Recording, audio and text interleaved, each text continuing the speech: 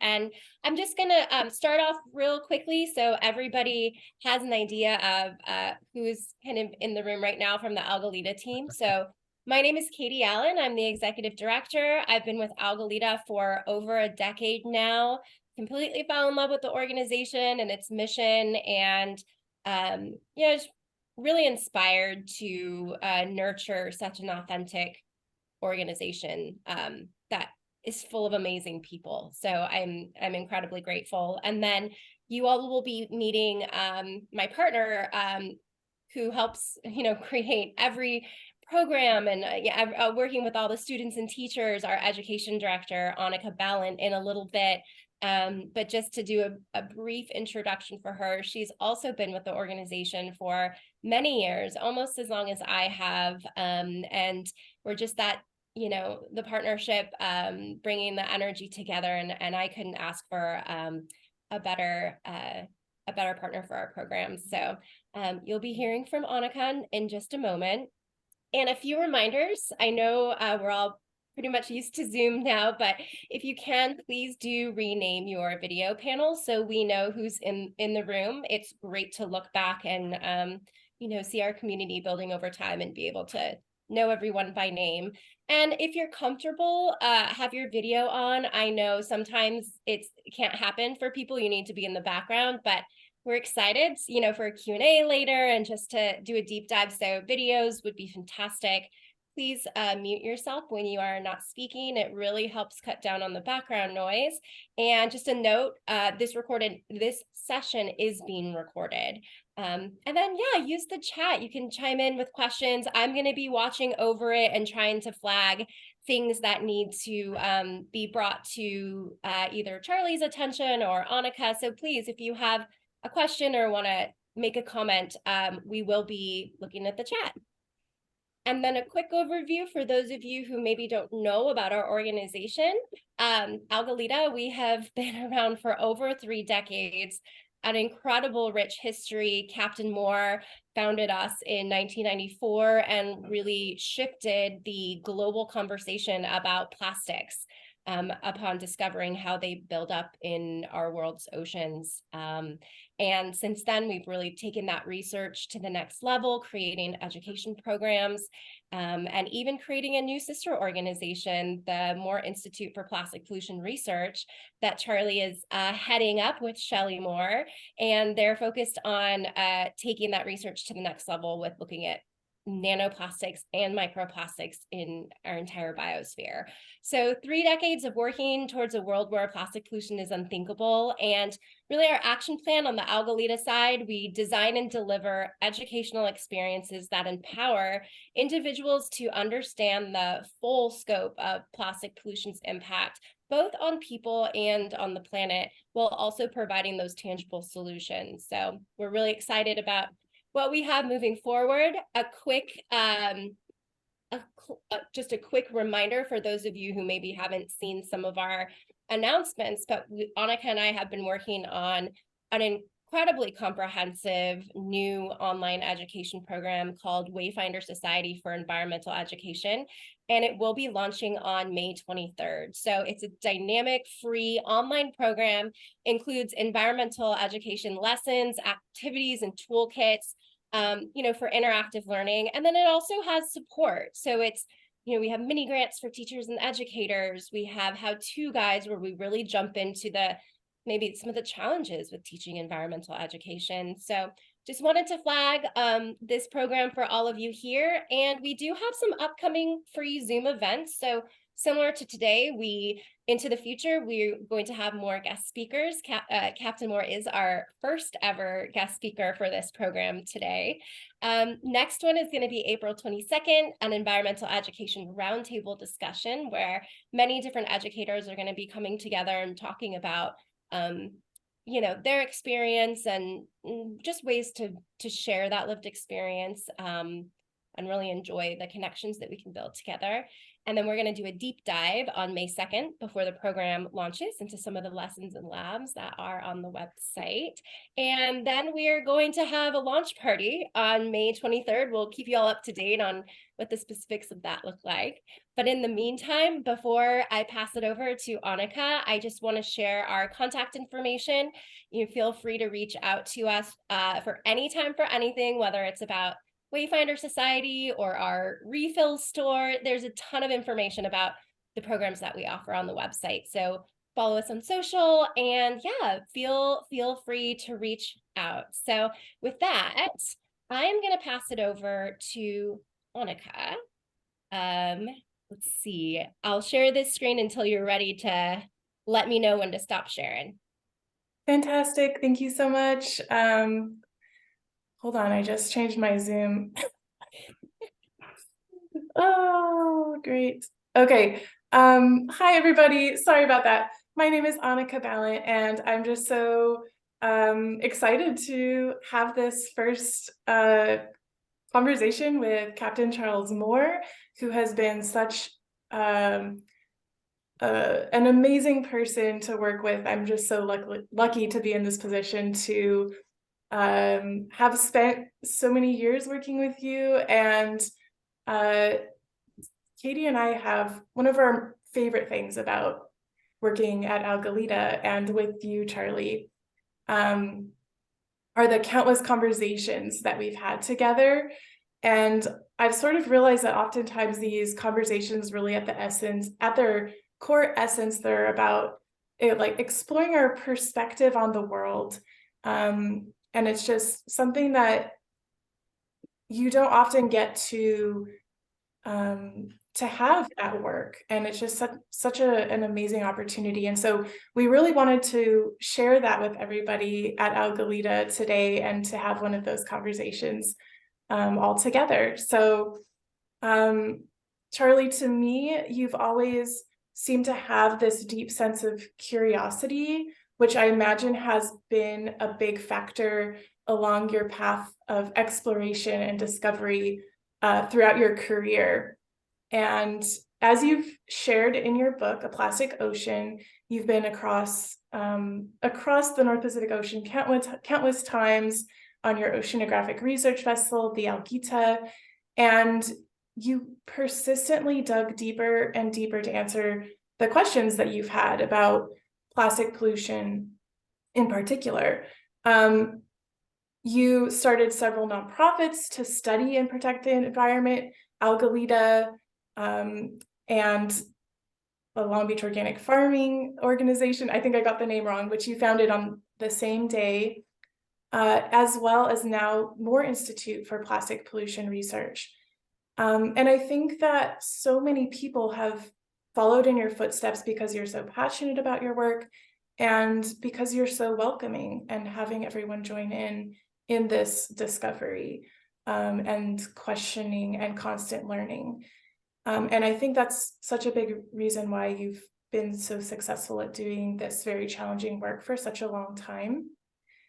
So my first question to you is if you could share some of your thoughts and reflections with us on how leaning into curiosity and deep learning has shaped who you are and how it's kept you going through the years. Well, hi, everybody.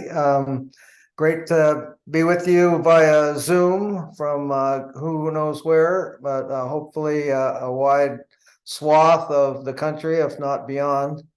And I've always had the feeling that there was more to learn. You can be overwhelmed. You can think everything has already been discovered because there's so many smart people doing so many interesting things. But I've had that feeling myself that why should someone else has already figured this stuff out? Why do I need to jump in and start figuring stuff out for myself? And I think really what it amounts to is that there's an innate sense of curiosity about you and your surroundings. The the life that you're living is itself an experiment. And unless you embrace its complexity and the ramifications of being in your society and in your environment for yourself, to figure out yourself, then you've lost that curiosity and that sense of discovery that you would need in order to really become someone who is self-assured in the knowledge of where you are and what you're doing. Because I think the idea that you are being told what is happening is becoming so prevalent that it's like testing to get the score right. Because if you don't know the score, you don't know anything. But those scores don't really tell you what you need to know. The scores only place you amongst other people that are scoring along with you. What you need to know is what really works for you. And to get to there, you've got a lot of learning to do. You've got a lot of discovering to do. And I've just decided that academia wasn't enough, that I could continue to become a PhD and an academic, and I was doing well in college, but I found there were other things going on around me that were more important than my academic career. So I don't want to diminish the importance of academia. Without the brilliant work of the teachers that are talking with us today, we wouldn't have the background we need to do that kind of discovery for ourselves. But once you achieve that level of background, then it's time for you to think about that independent state of mind that you can develop and bring to others so that your independence is recognized. Not only your expertise, because expertise is only good when it's recognized by other experts. You need to be able to recognize expertise in your own life, what works for you. And so that's what I've done with my life, is to try to have those experiences that give me the ability to recognize where I fit, and how fitting in that way truly is liberating and allows you to become part of a larger group that has that kind of a motivation. So I think that's a long-winded answer, but really it's a long-winded process to become a self-aware, educated person, having learned from excellent teachers like the people assembled here today. Yeah, it's fantastic, because it ties right into a question that Sarah from Florida asks. She's wondering what advice you would give college students to be effective in making a difference to stop the plastics crisis. And I think what you just shared about them finding their identity, really getting out there into the world, resonates. But how can they do that? How can they get out there in the world in the way that they will be able to kind of find that identity? Oh, well, you asked a specific question with relation to plastics, and of course that's our focus here. But where the kind of step, the little sibling of climate change. We always knew that climates change, but the way that climate has changed in the lifetime, in my lifetime, has truly been felt by the majority of the world's people. There's virtually no one as a climate denier. There may be some in the United States, but virtually nowhere in the rest of the world is people denying that there's a chaotic change in the climate. And it's related to the way in which we produce and consume the products of our civilization. Now, the production and consumption of the products of our civilization didn't include plastic until a little more of a half a century ago. That carbon was either liquid or gaseous. We now have a solid form of carbon. That solid form of carbon is a carbon that's polymerized oil, that is a long chain polymer that is a solid. It's not a liquid and it's not a gas, and it's visible, and it has tremendous power. Plastic, the word means infinitely malleable, means that that is a material that can be formed into anything, and in today's day and age, it can not only be formed into anything, it can virtually do anything that material science wants. So, wow, it's so powerful, so universally available for productivity. Why should it also be everywhere as trash? That makes no sense. It makes no sense to have a world in which the unintended consequences of our immense productivity are haunting us in such a way that it's becoming depressing. To see the pollution from the atmosphere, from the chemicals, from the plastic, from the waste, from the trash, to be depressed by the fantastic accomplishments of our civilization is a contradiction that academia will have trouble with. It will have trouble with those contradictions. It's an either-or situation for most kind of textbook situations.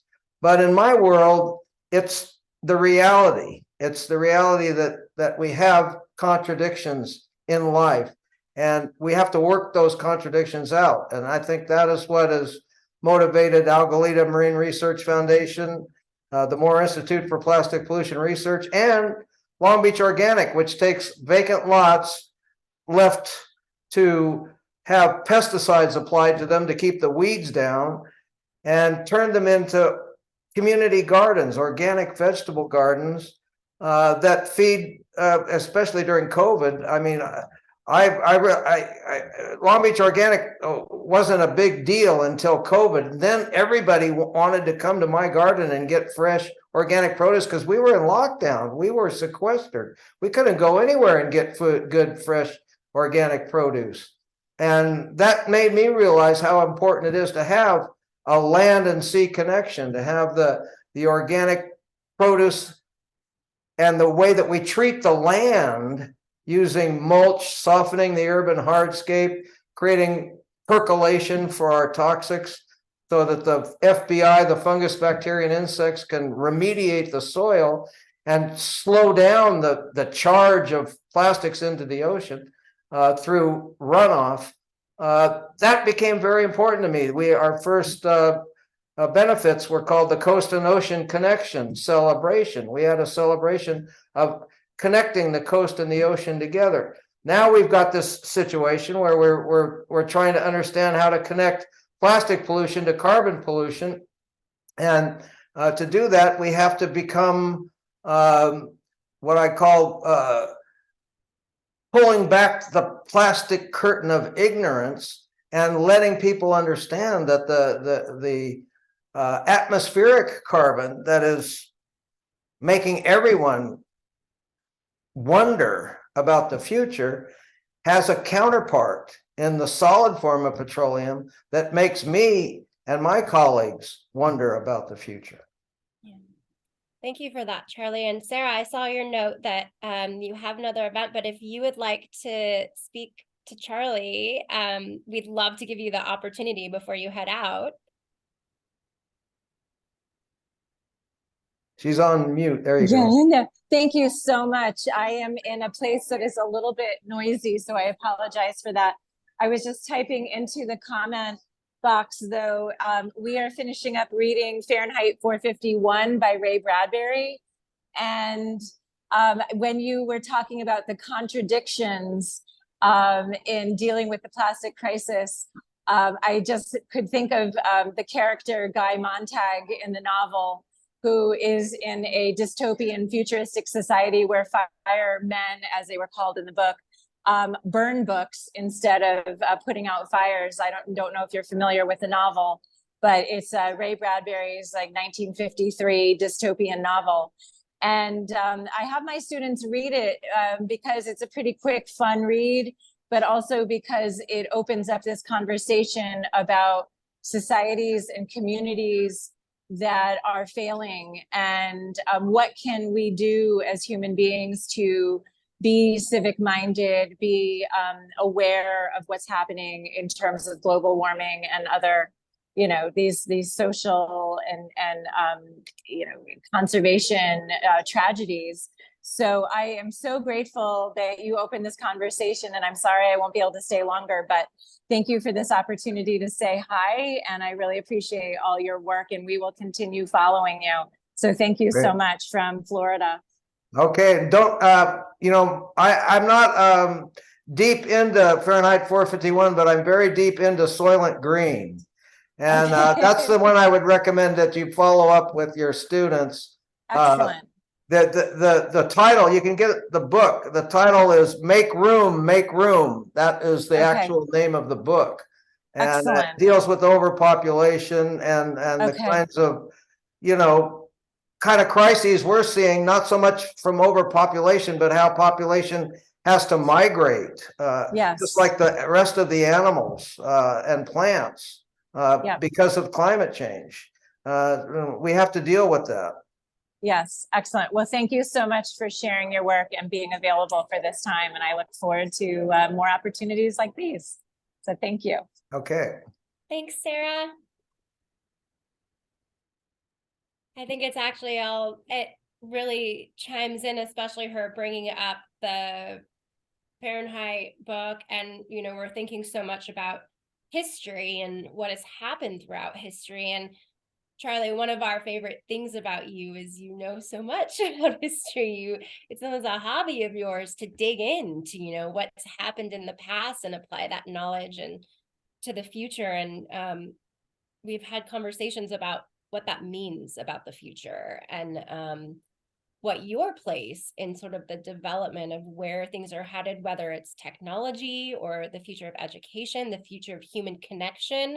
If you could share with us a little bit about your perspective on where you think where they might be headed and what that might mean for not only our issue, but for humankind, that would be amazing. Well, I want to start with a kind of an overview that takes into account the near-term trends and the long-term trends. And I like to do that with an analogy, being a sailor and a surfer. There are two kinds of waves in the ocean. There are wind waves and there are ground swells. And wind waves are created by the fetch, meaning the distance over which the wind blows, the intensity of the wind blows, and the length of time that it blows. And those wind waves are short period waves. They are chop. Ground swells are when these waves add together over the long term and become these big swells out in the ocean that are measurable and have a very long period. And I like to think of history in those two contexts as, people are so enmeshed in the now and what's happening now because it's so powerful. That the pace of change has never been greater for society itself. There has never been a society in the history of the world where rapid technological change came to fruition and at the speed that which our society's technological change comes to fruition. Just add up the number of iPhone iterations. It's getting into the tens and 20s.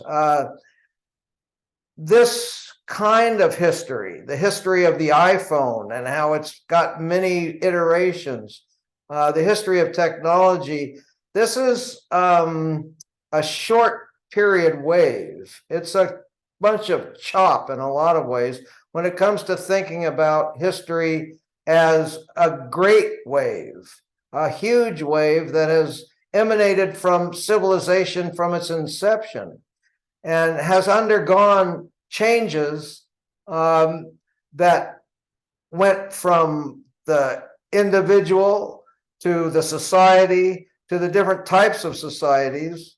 And what we are faced with in today's world is trying to understand our role in a new society that is not like the societies of the past. It's not a feudal society. It's not a hunter-gatherer society.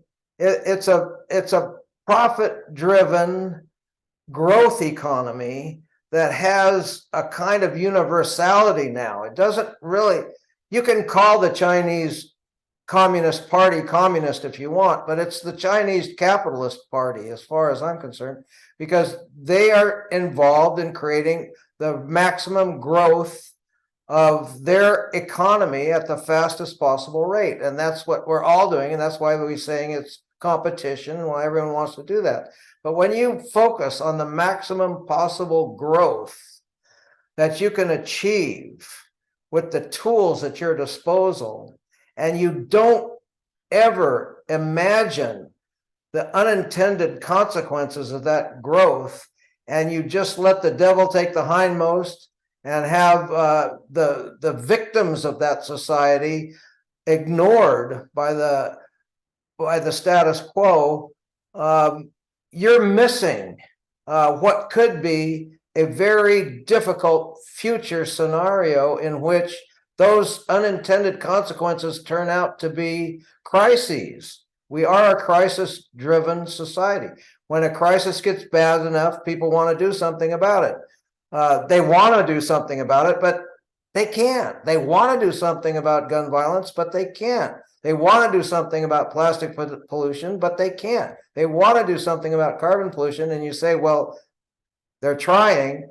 But if you look at the amount of carbon in the atmosphere, you look at the amount of plastic in the ocean, you look at the amount of gun violence, it's going up. It's all going up. So these unintended consequences, in spite of our good wishes, are coming back to haunt us. And that's why we have these groups like ours, which are independent and don't have to say, well, we're doing the best we can.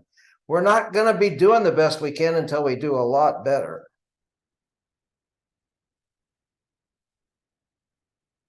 Thank you, Charlie. Every time we talk with you, you bring a new perspective, at least to me, in the way that I view the world. So yeah, and I think it's, the work that we're doing, it's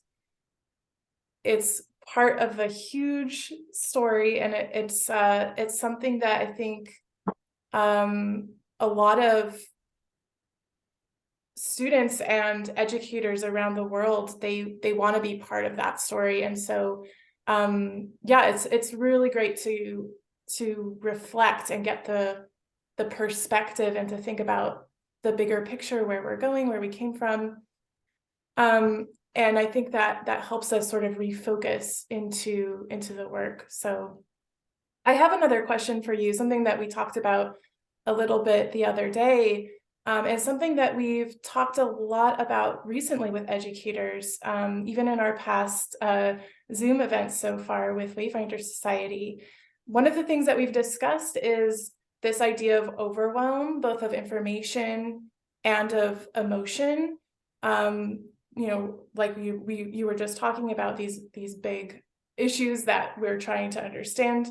And we have so much access to information always with our phones, and with the interconnectedness of our communities. And, you know, we're not just learning about big world or state events, we're learning about even individuals' lives and how they're being impacted. And we get that personal level of emotion, right, that we wouldn't necessarily have had in the past. So we're living in this world of access to access to information, of instant answers. And I feel like this often leads to sort of a feeling of disenchantment, at least in my experience, that can happen. Would you be able to elaborate a little bit on your ideas around this access to information and immediate answers that we have, and how do we, you know, deal with that, especially in a school setting or with younger people? Yeah, we live in a world of instant answers, and the questions are just whatever question is there.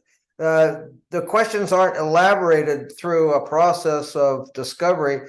The questions are just there. It's what do I do to, I call our society the society of constant maintenance, because basically the questions is like, how do I'm going to turn on my microphone and I'm going to ask Google, how do I do X, Y, and Z? Because I've got to maintain my life.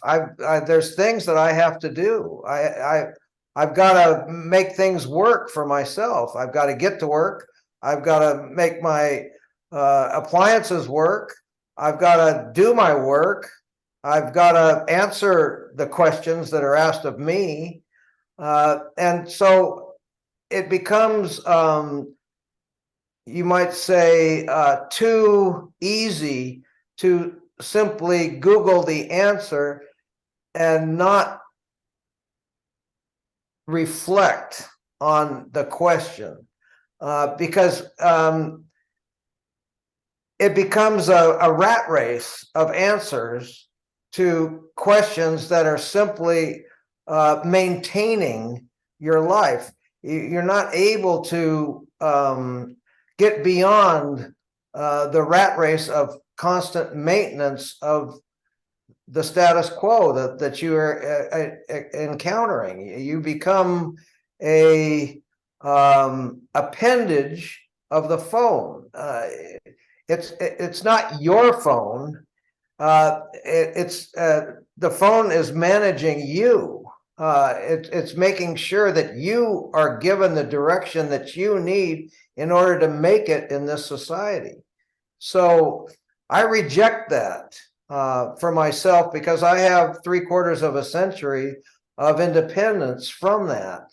And so I'm able to see beyond it and to reject it. But there's an economic incentive not to reject that. You've got to pay your bills. You've got to get to school. You've got to work with your teachers. You've got to maintain the appliances. You've got to keep things moving for yourself. And the best way to do that is to get the instant answer. So that's another contradiction. How are you going to be free and liberated from constantly maintaining yourself by simply getting answers? There's got to be a level above that, a kind of a meta level that gives you a vision of where you're going. And that's why I like to talk about the metaverse as opposed to AI.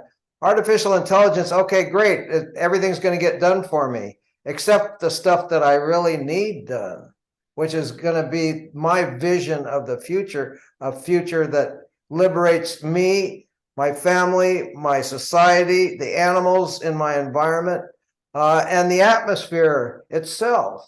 How am I going to be liberated in that way?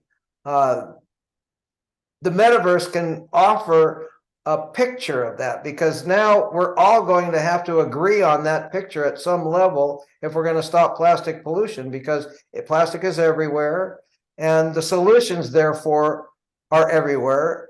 Fast fashion or slow fashion, it doesn't matter. you're shedding all this stuff, and that the shedding doesn't include just clothing, it includes all those products that are wrapped in plastic. So how are you going to deal with that? It's going to have to require more than just an answer from a question on a little mic on your phone. Thank you, Charlie. And I also want to just remind everyone, if you all have any questions, we would love for this to be a chat. You can drop it in the chat box, or if anybody has anything they want to say, I'll just take a quick pause and you can chime in. And if not, we have a ton more questions for him. Let me just look at everyone and see. Everybody's listening very attentively. Well, I'll jump into my next one because it relates to where you just landed, Charlie. How do you deal with being the bad news guy? I gotta know. Yeah, there's a ton, and I for some reason, everything is a ton of this and a ton of that these days. So there's a ton of bad news out there, and most of the bad news is suppressed. I mean, I watch TV. My wife watches TV. We watch the network news. We call it the giggle news. Basically, everyone is giggling about the bad news that's all around them all the time. They can't cry, although I'm seeing a lot more tears than I used to. I know Jack Johnson has a song about why don't the news people cry, and for a long time they did it, but now I'm starting to see more tears even among the news people. But at the same time, it's just moving on from bad news that's required. That's what you have to do these days, is move on from the bad news. We don't think we can solve pollution by moving on from the bad news. We think we're going to have to solve pollution by digging into the bad news and getting a handle on its origins, and because truly solving a problem is almost instantaneous. As soon as you understand the problem, the solution appears. It's as if by magic, and that solution will not appear until you thoroughly investigate the bad news. And so, yeah, I'm the bad news guy. I do it with a smile because I want you to and everyone else to discover that we can unite together to get over the bad news with the obvious solutions that present themselves when we thoroughly investigate the problem. Thank you for digging into that. We talk a lot about how educators are often the ones that are delivering the bad news to our students across the entire world, and how it's just one of the most difficult jobs that exists out there, especially when they don't feel armed with the information to talk about those meaningful long-term solutions that are very tricky to talk about because of the economic factors involved and the political factors and the production, the growth, all of that. So we're really hoping that moving forward, we can take all of these conversations, whether they seem philosophical or not, they actually are incredibly tangible and I can never say that word, apply to the work that we're doing. So thank you so much for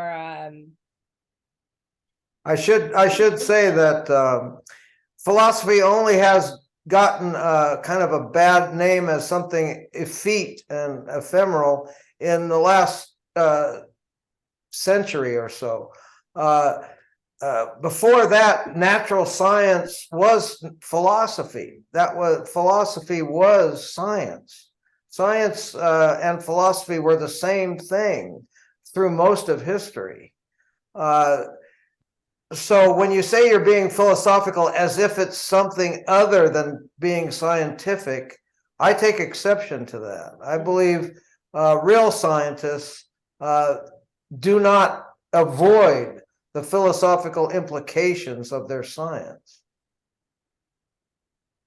Yeah, I agree, and that's important. Let's see, we do have a question. Yeah, I can Stephanie, answer if you this want to one. chime in. Good afternoon, Captain Moore. I'm Stephanie. So I live in Brighton, UK. And would you bring the program to the UK and work with me and my social enterprise? Because you say you have all these big corporations, but at time there are also community interest companies and volunteers and all that who are working like me, in UK. So would you bring the program to the UK? Well, the nice thing about the UK is they speak English, a strange version, but they A do little speak strange. English. I like Spanish myself. Most of the work that I've done abroad has been in Mexico and Chile. I'm bilingual. I like working in Ecuador and the Galapagos. I did a program tandem. I had a group of students in English, and after I did my major presentation in Spanish. And I will be doing a Spanish presentation on the plastic plague in Ensenada, Baja California at the Autonomous University of Baja California this August. So I bring presentations to anyone that's interested. The issue that confronts us is organizing those presentations into something that will produce a growing movement, what I call pushing back against the plastic attack. There are many ways in which our bodies are being attacked by the chemicals in plastic, by other chemicals, by the atmosphere itself these days has a toxic element to it. We are under attack by our amazing productivity as a society. And in order to push back against the plastic attack, we've got to organize. We've got to organize individuals, no matter what language they speak, no matter what country they're in. We've got to bring it. We got to bring it to everybody. I've got colleagues in Greece. I just recorded a video for my colleagues in Greece. I have no problem letting people know what's going on, especially with our research being so cutting edge and so new, and having me nurtured the plastic conversation from its inception to its reality today. I feel qualified to bring attention to this issue, no matter who is interested in it. So if you have an interest in it, we're going to find a way to give you this information. And Thank you. Stephanie, with Wayfinder Society, we're hoping that we can, bring these programs to you virtually with all of our lessons and toolkits and actions for students to take. And so we can really hope to build a global network of educators doing this, where we can keep having these conversations. So we hope that you'll continue to join us as we grow the community and bring even educators that in the UK, bring them to the next event so that we can keep growing that community and bringing more people into the space. So thanks for that question. Charlie, I have another question for you. I always love going to your house, whether it's setting up the webcam or going to the boat. And I love going there because it is a reminder to me of how I can live better in my daily life. Just all the things that you do, I'm sure it doesn't seem abnormal to you because it's your life and it's who you are and it's how you do things. But I was wondering if you could maybe share some things or just describe your home or your boat and just the way that you're managing your resources in your world, your physical things, and how you maintain their longevity. And maybe you could inspire us hopefully just beyond me, but the others in the group who are listening or who listen to this later, of how we might do things differently and move away from plastics. I know we're often talking about these like philosophical and big ideas for how to use less plastic or how to move away from it, but you're such a good example of how to do it in your personal life. I was wondering if you could just share some things that you do, from your gardening to your workshop, etc.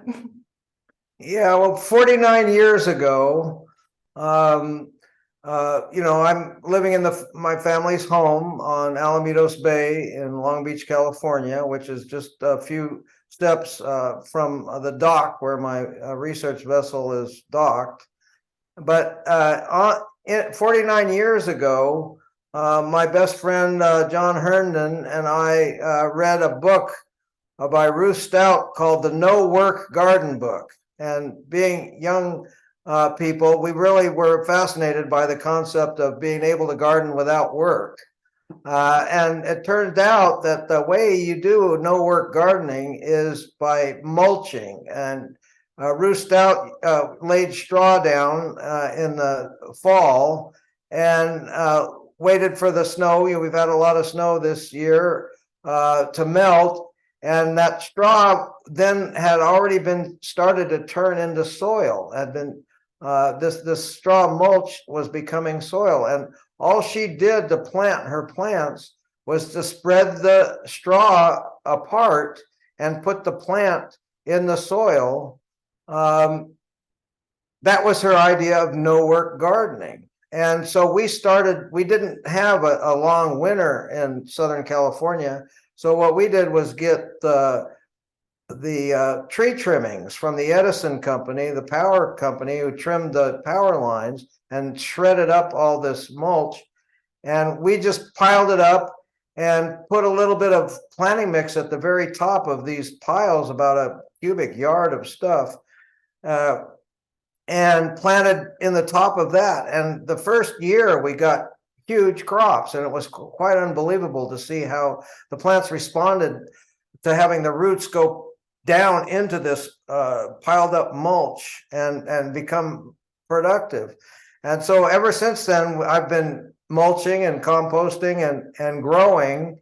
And now I've got the situation where I have so much growing around my property, which is not a big property. It's 80 foot by 80 foot, and over half of it is house and cement around it. So this microclimate has gotten me bananas, it's got me guavas, it's got me Suriname cherries, it's got me all kinds of vegetables, from taro potatoes to New Zealand spinach to lamb's quarters to you name it. So I've actually become a certified organic producer, and the county of Los Angeles comes once a year to my property, inspects it, and gives me a list of things that I'm growing so that people can know what it is that I'm selling. And I sell from 10 to 4 every Sunday out of my house when I'm not at sea. Now, when I go to sea, I take this produce with me. So actually, I'm able to grow a lot of stuff for the boat when we do these long voyages into the Great Pacific Garbage Patch. We're eating fresh vegetables the whole time. And so the vessel is across the street from the garden, and that allows me to repair it. I have a workshop there. If you're going to be a sailor on a small vessel, you have to be a repairman first. And I was over a quarter of a century a repairman before I started doing work in plastic pollution research. So the surroundings of my property have a tremendous productivity, because 49 years of soil improvement has made this rich humus, this loam of dark, wonderful soil that you can just dig your hand down into it. You don't even need a glove. You can dig into it and plant, just like Ruth Stout did with the straw. And so I'm growing all this produce. I'm eating out of my home farm. Why is that important for plastic? Because over 50% of plastic goes to packaging. It goes to wrapping stuff up to send it somewhere else. If I can give a basket full of produce to my neighbors who come on Sunday and take my produce, it's called a point and pick operation. I just let my neighbors point at what plant they want me to pick. I pick it for them, put it in a basket, and they can take it home, bring me the basket back next time they come.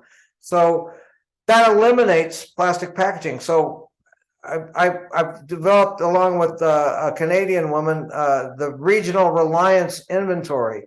What we want to do is we want to rely on our region in order to eliminate plastic pollution and other kinds of carbon pollution because of transportation. And we want to rely on our region. And so we take an inventory of everything we can produce locally. And our idea is to maximize that and minimize the stuff we have to import. And if we do import stuff, we really would prefer to trade for stuff that we have. So I can't just point out the problems with plastic pollution. I have to make a real effort at the solution. So for 49 years, I've been making that effort at solving the local food problem and thereby eliminating the plastic packaging problem. And I think that's one of the big things that I've been able to accomplish. Yeah, I don't think I've ever left your house without taking home some kind of sprout you just sprouted, like, or a tree or a guava. Never. So we probably have time for one more question, and I have one, but I do want to make sure that those of you who joined us and wanted to chat directly with Charlie or even just say a hello, if anybody wants to, before we wrap up, I'll look for hand emojis, and if not, that's okay too, because my last question is gonna have quite an answer. I know. I've only got All right. a little bit of water left. All right, well, don't worry. You're gonna, this one will be really, really good. So I often think about, like, what keeps Charlie going? Like, has he, I know what keeps me going, and the team, Monica and I have discussions, but I always think about what keeps Charlie going. And one thing that I've always tried to do really hard at our organization is listen to some of the crazy ideas that you have and try my very best to make them come to life, right? And I think your biggest, craziest idea in the last few years that we moved forward with turned out to be one of the greatest decisions we've ever made, which was More Institute.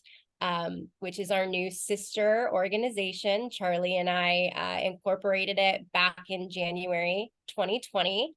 And I would love for you to share with everyone the work that you are doing with this new incredible team that we have. And what are you most excited about when it comes to the future of the research that you're focused on? Well, when I found that there was 6 times as much plastic as plankton in the Central Pacific, far from land as you can get anywhere on Earth, I was seeing the plastic in my trawls. And I didn't realize at the time that 20 years into the future, that stuff would have broken down to the point where it was at the nano scale and it was entering into the blood-brain barrier, the umbilical cord blood of animals, including humans, that we were drinking it and breathing it at this small scale. So when I began to understand the nature of fragmentation of plastics, how these polymers don't really last forever in the form that they were created, the way that they last forever as breakdown products that become nanoscale before they go away. And that nanoscale can penetrate into the biosphere itself. My last paper was called Invasion of the Biosphere by Synthetic Polymers, and it's published by the official society of the Chinese Oceanographic Society. So I tried to get the Chinese people on board, and they're very much on board. I did a conference in Shanghai, and they understand that this is a pernicious material. So the Moore Institute for Plastic Pollution Research was a spin-off of Algalita because we could no longer just look at the big stuff. We had to look at the tiniest stuff. And in order to do that, we needed expensive instrumentation that was not the kind of thing that educators are going to provide us. It would have to be coming from an outside source, someone who wanted really to be involved in cutting edge research. And so we had to shift gears from being a nonprofit involved in education principally, where we got funded, to becoming a fee-for-service type of organization that would process these fancy instrument samples, the Fourier transform infrared spectroscopy instrument, the mechanical stage compound microscope instrument, the tap trap that we could screw on to the tap water and see what a 5 micron or a 20 micron screen would leave in our tap water, and analyze that with the FTIR. All these fancy instruments required some other kind of funding, someone who was involved in technology and wanted to step forward with that. And we were so lucky, Katie found someone that used to be involved with the Bahamas plastic movement, that was working on the big stuff, but then realized there was another field that they could help us with, which was these nanoplastics and microplastics. And so now we're working on that in drinking water. They gave us the instruments, didn't give it to us, they leased it to us at no charge. And we're able to do this fantastic work with our laboratory team. We're working on accreditation, so we're going to be able to do forensic type science. We're going to be able to find out where these things are coming from, what they're doing, and truly process a lot of samples. So we're going to be really gearing up to do a lot of work on plastic samples that we weren't doing before. We're still, you know, the stuff I captured out in the middle of the ocean in 2019, here in 2023, 4 years later, we're still counting those pieces of plastic, and we split them, you know, 2 or 3 times with a plankton splitter to get the amount down to a manageable amount, and we're still taking forever to do it. So we've got to have new techniques, new ways, and we've got really great scientists working on data crunching. Wynn Calger, a PhD from University of California at Riverside, Shelley Moore, who's my colleague and actually worked with me on my original paper that found 6-to-1 plastic to plankton, but we have the same last name, but she worked in a different institution. We're not related. But she's now the executive director, and wonderful. She just gave a presentation at the Aquarium of the Pacific last night. Really great attendance. A lot of people turned out to see what was happening.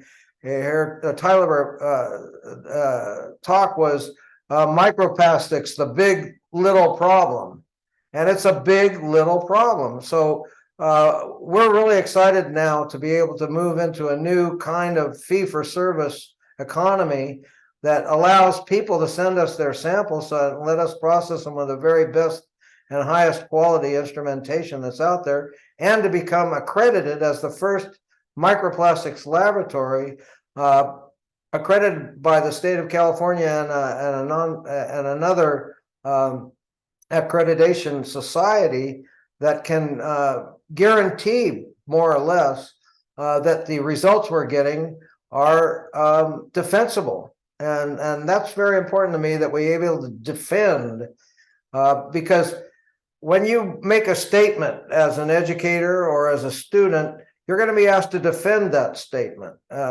People are going to question you. And that's really where education comes in, is being able to field the questions in an intelligent manner that are going to be thrown at you by very disinterested people.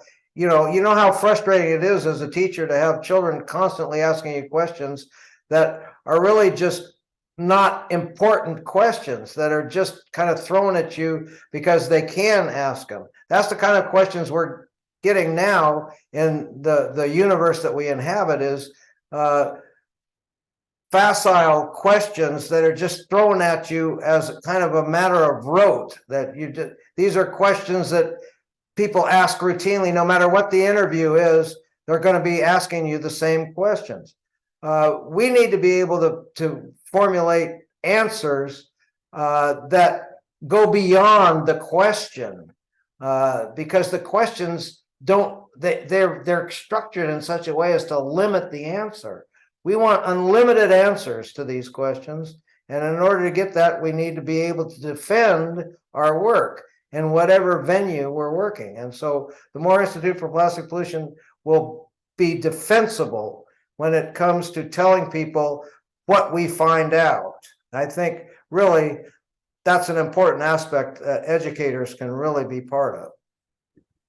Absolutely. And it's public knowledge now, but just last month, our two organizations signed a lease together for a large property right next door to where we currently work. We're going to be building out a laboratory for Moore Institute, a classroom space for Algalita, and we're so incredibly excited, and this is just the beginning. So definitely look up Moore Institute. They're on social media. They have a website, but if you all are anywhere near Southern California, stay tuned because we will be having programming likely in the next school year that we're really excited about. So with that, we have come to the top of the hour, and there are lots of thank yous in the chat, and thank you all for coming and for your questions. And even though Charlie was our first speaker, he's definitely not the last, and I guarantee he will be back many times for these